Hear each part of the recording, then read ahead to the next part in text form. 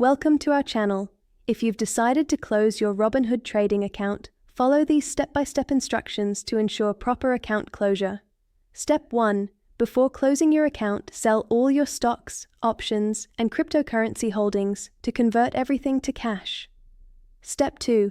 Cancel any pending orders, recurring investments, or scheduled deposits to avoid new transactions. Step 3.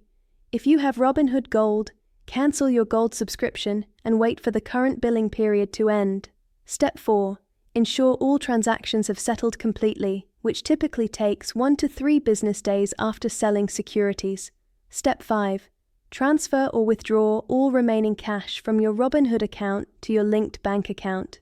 Step 6. Open the Robinhood app and go to your account profile by tapping the profile icon. Step 7. Navigate to Settings and then scroll to find Account Information. Step 8. Look for Deactivate Account or contact Robinhood support through the app to request account closure. Step 9. Follow the prompts to confirm account deactivation. Robinhood will send you a confirmation email. Note that you can download your tax documents and trading history before final closure. Don't forget to like this video and subscribe to our channel.